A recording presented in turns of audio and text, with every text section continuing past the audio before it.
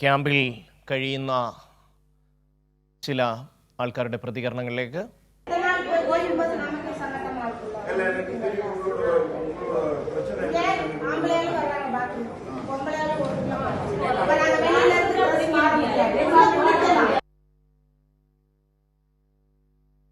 ജോഷില തുടരുകയാണ്. ജോഷില, ഈ സ്ത്രീകൾ ബന്ധപ്പെട്ടവരോട് പരാതി പറയുന്നതാണെന്ന് തോന്നുന്നു ആ ദൃശ്യങ്ങളിൽ കാണുന്നത്. തീർച്ചയായും ഇതിനു മുൻപ് ഞങ്ങൾ അവിടെ എത്തുന്നതിന് മുൻപ് തന്നെ ക്യാമ്പിനുള്ളിൽ വലിയ പ്രശ്നം നടന്നിരുന്നു. അത് പരിഹരിക്കാനായി വാർഡ് മെമ്പർ ജിതിൻ അവരെ സമാധാനിപ്പിക്കുന്നതാണ് നമ്മൾ കണ്ട ദൃശ്യങ്ങളൊക്കെ തന്നെ.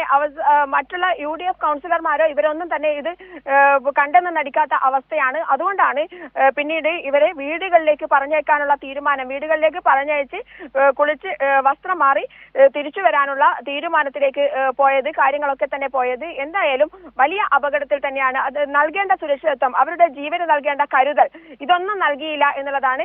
അവർ തൽക്കാലം പോയി തിരിച്ചു വരട്ടെ എന്നുള്ള രീതിയിൽ വളരെ നിസ്സാരമായ രീതിയിലാണ് കാര്യങ്ങൾ അവരുടെ കാര്യത്തിൽ കാര്യങ്ങൾ പോകുന്നത് എന്നുള്ളതാണ് നമുക്ക് മനസ്സിലാക്കാൻ സാധിച്ച കാര്യം.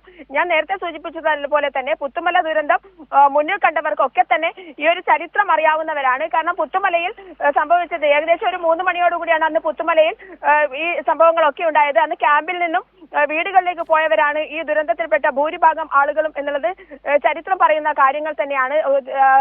അത്ര വലിയ ഒരു ചരിത്രത്തിലേക്കൊന്നും പോണ്ട. പുത്തുമല കുറച്ച് വർഷങ്ങൾക്ക് മുൻപ് മാത്രം ഉണ്ടായ ഒരു സംഭവമാണ്. അത് നമ്മുടെ മുന്നിലുണ്ട്.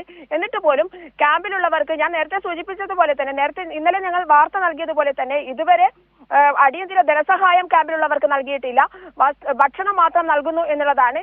വസ്ത്രങ്ങൾ നൽകിയില്ല, വസ്ത്രങ്ങൾ ഒന്നും ലഭിച്ചില്ല. മണ്ണ് ചളി നിറഞ്ഞ ഡ്രസ്സാണെന്ന് പറഞ്ഞപ്പോഴാണ്, അത് വാർത്തയായി പുറത്തു വന്നപ്പോഴാണ് ഒരു വസ്ത്രം മാത്രം നൽകിയത്. അടിവസ്ത്രങ്ങളൊന്നും തന്നെ നൽകിയിട്ടില്ല എന്നും അതുപോലെ തന്നെ മറ്റ് സാരി അടക്കം നൽകിയിട്ടില്ല എന്നുമാണ് ഒരു സ്ത്രീ ഞങ്ങളോട് പുറത്തു വന്നപ്പോൾ പ്രതികരിച്ചിരിക്കുന്നത്. ഷമി, ജോഷിലെയാണ് വിശദാംശങ്ങൾ നൽകിയത്.